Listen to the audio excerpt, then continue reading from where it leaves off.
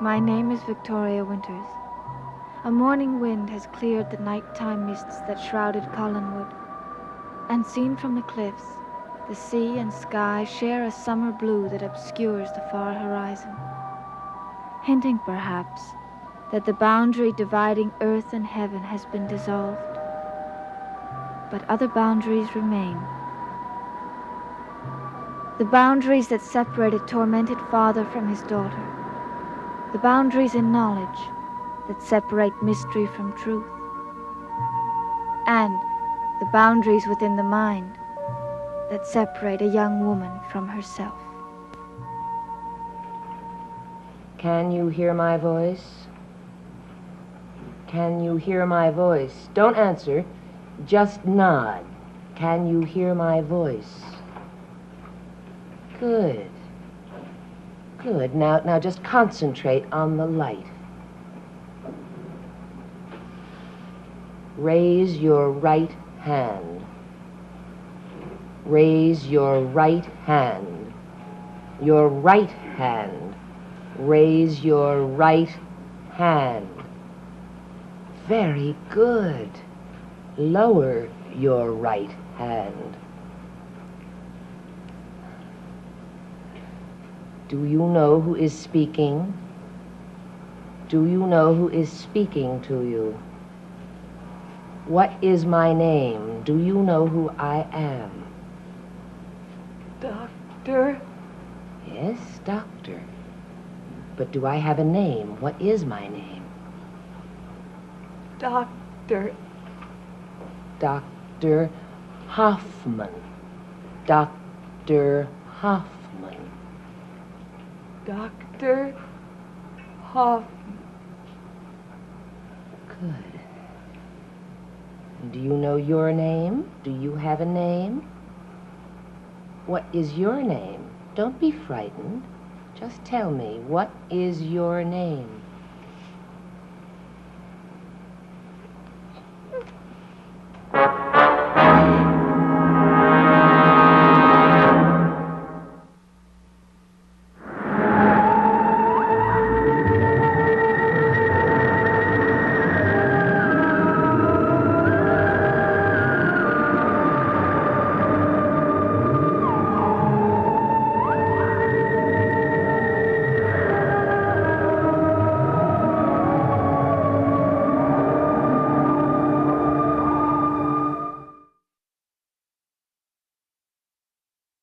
You mean to tell me that I can't even see my own daughter? I'm just telling you, I don't think it's a very good idea.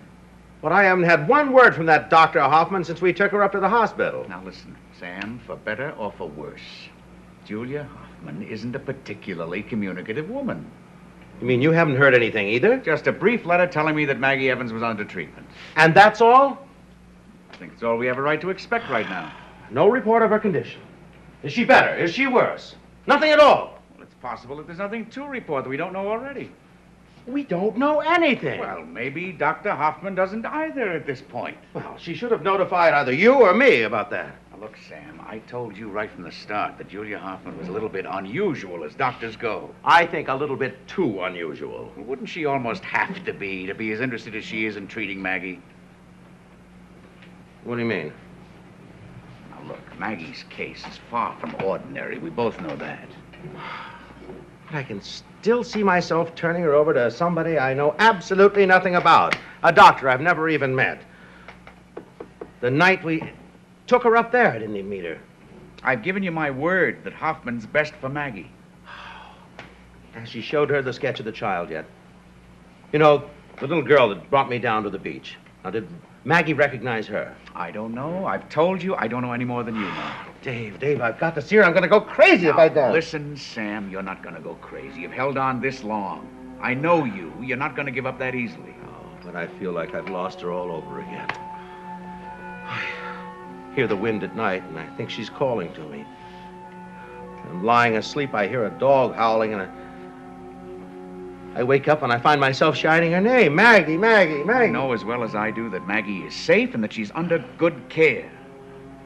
I've got to see her with my own eyes. I've got to. Well, maybe she shouldn't see you. Maybe she shouldn't see anybody or anything that'll remind her of the present.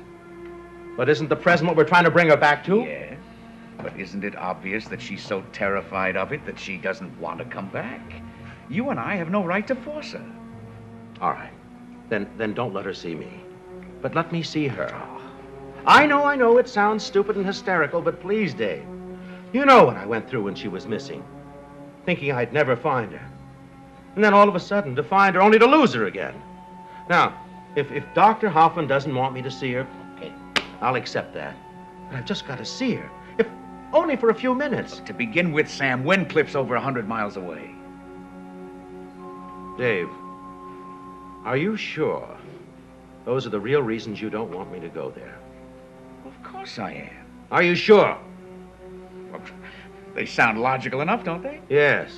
But I keep having the feeling there are other reasons. Is there something there? Something at Windcliff that you don't want me to see? Something about, has something to do with Maggie? No, of course there isn't, Dave. Sam.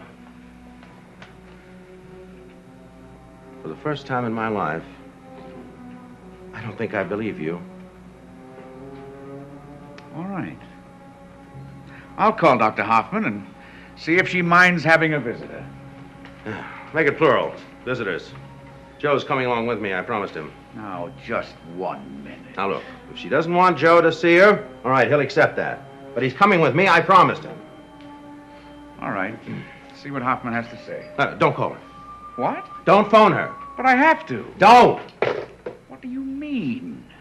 Because I know as well as you do what she's going to say. She's going to say, don't come up here. Now, look, Sam, you promised to abide by whatever Dr. Hoffman said. But she's less likely to say I can't see her if I'm already there. Now, look, I have to call that doctor. Okay. But don't do it until Joe and I are gone. I don't want anything to stop us. Sam, this isn't the way that this should be done. All right. If that's not the way to be done, that's the only way if I'm going to get to see Maggie, and I don't care. Was it a deal? Will you call her after we leave? No, All right, then tell her I'm going to come up there anyhow. I won't be able to. You won't be able to. Why not?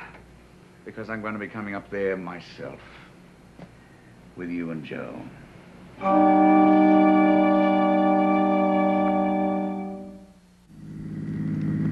Sam, maybe we really shouldn't be doing this. I thought you wanted to see her.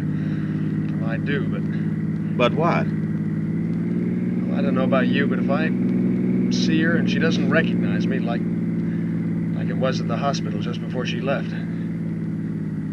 But she's going to be better than she was then. She seemed so lost, so helpless. She even looked as though we were deliberately trying to hurt her. How can you say that? Frighten her in some way, only we couldn't help it. Now, what if it's like that all over again? What if it's worse for her than it is for us? You think we should turn around, don't you? I don't know what to think. All I know is that I'm scared. So am I. I'm sorry to be so abrupt, but I can't say I'm happy to see you or Mr. Evans and Mr. Haskell. I didn't think you would be, Doctor, but I still think that Sam Evans' feelings should be taken into consideration. I am not interested in Mr. Evans. My only concern is with Miss Evans. I know that's how you feel. But I appeal to you, Doctor, to let Sam Evans see his daughter if it's at all possible.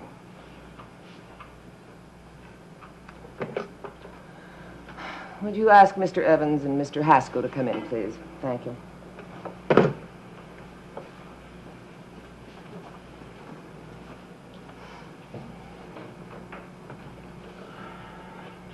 Afternoon, Doctor. Good afternoon, Mr. Evans. This is an unexpected pleasure. And you're Mr. Haskell. Yes, that's right. I want to see my daughter. It's a little unorthodox not to notify me in advance. However, my methods are sometimes unorthodox, too.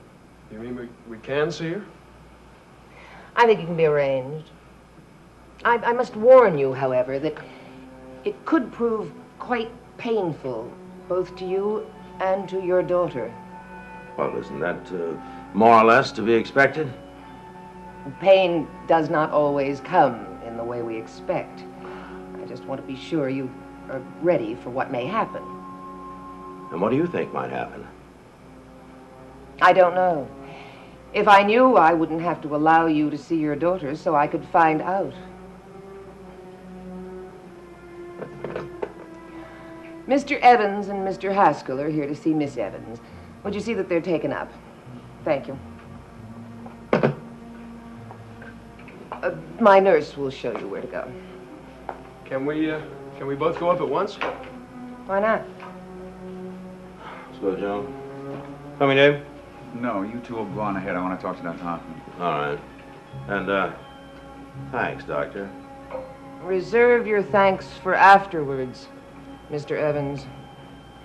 I have a feeling they're going to be a little more hesitant.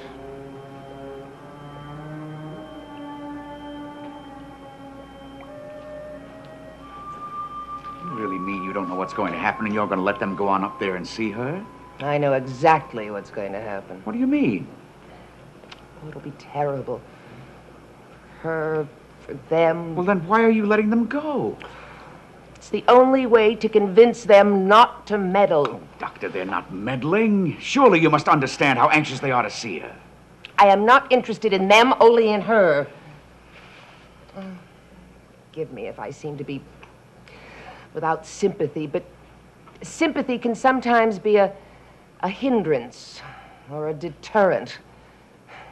I'm looking for the truth. In this case, it is the truth alone that concerns me, nothing else.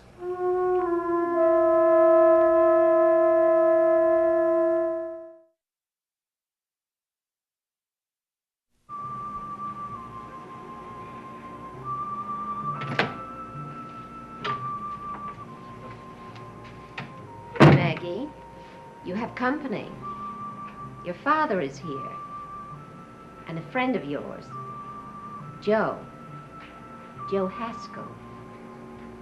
Would you like to see them?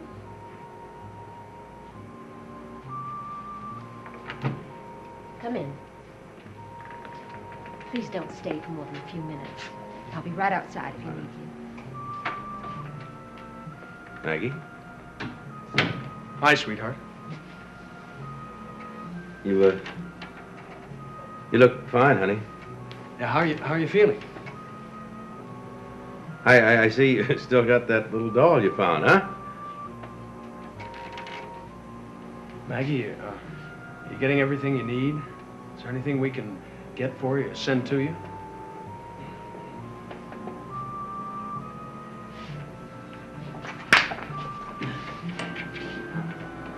Honey, come on back and sit down, huh? Maggie, you dropped your doll. Oh. You want your doll? Here. Oh, it's very pretty. Do you remember where you found the doll? Sam, I don't think we ought to be asking her any questions. You remember once you had a doll you called Cassandra? Remember? And how angry you used to get when your mother and I used to call it Sandy? Sam, we remember? Really shouldn't try to make her remember anything. I'm trying to get through to her. But you can't. Falling down, falling Maggie? down, You remember me, Maggie? London Bridge is falling down. Was that My fair lady, was that one of your favorite games? Hmm? take the key and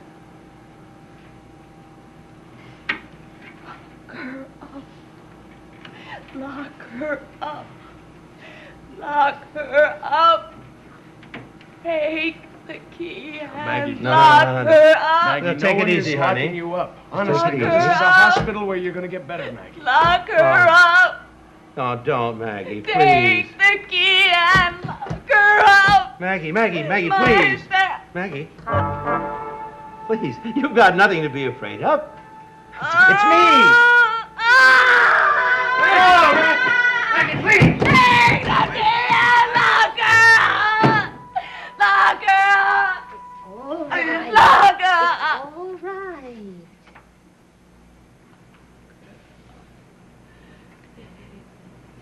I think you better go now.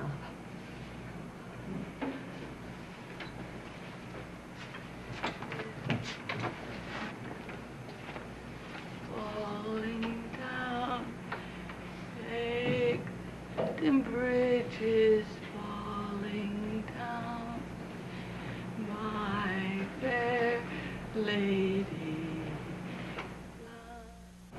police still haven't come up with any clues. I haven't even been able to locate the child in Sam's sketch. You know, Doctor, right from the beginning, I've been hoping that you'd be the one to provide us with answers. It certainly is my hope. But it will take time. Uninterrupted time. Well, I don't think any harm is done to science by taking the human factor into account every once in a while. Oh, Dr. Woodard, our methods have always differed widely. Agreed. But if I can come up with the results, that's all that matters, isn't it? I suppose so. And you still have faith in my competence? Look, Doctor, there's no question about that. I may differ with some of your methods, but I've never had any doubt for a second about your ability. Good. Have you been able to find any hint at all as to what's the matter with the girl?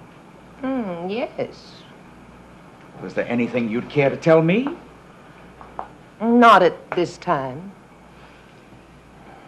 Have you shown Maggie the copy of the sketch that Sam made of that little girl?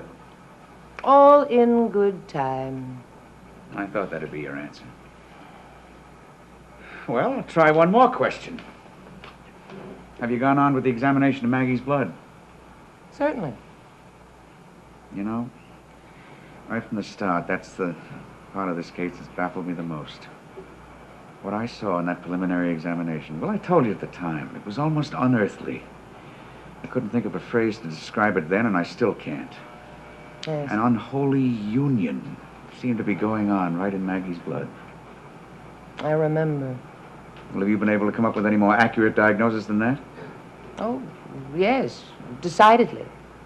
Well, can't you tell me what it is? Not at this time. Doctor, what was it that I saw? Look, in the name of sanity, what's going on in Maggie Evans' blood? Didn't you say it yourself? An unholy union? That was a figure of speech, a feeble effort on my part to describe something I couldn't identify. Inadvertently, you may have described it very well. What are you talking about? All I can say is, I have nothing more to say at this time.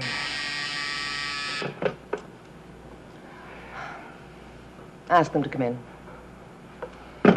Mr. Evans and Mr. Haskell have concluded their visit.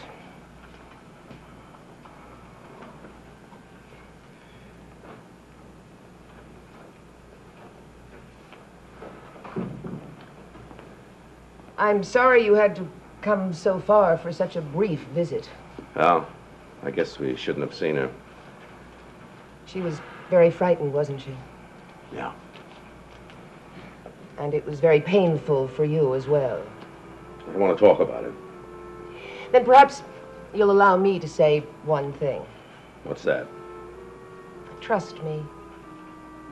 Trust me to let you know when it's advisable for another visit. But I had to see her. But you didn't see her. What? Was that your daughter? That frightened, poor frightened child? Well, certainly was not.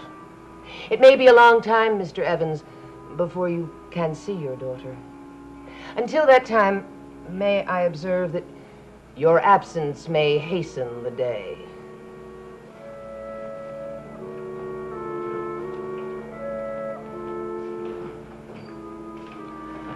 Have you any more questions, Dr. Woodard? Not at this time. Good afternoon, Doctor. Good afternoon. I'll be working with Miss Evans in a few moments. Would you make the necessary preparations, please? Thank you.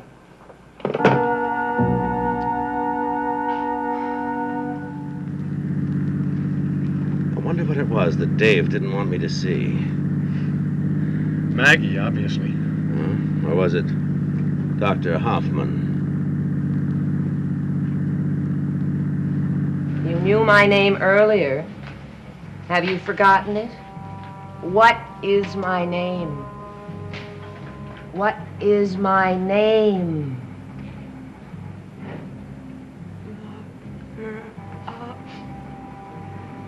Lock her up. Lock her up.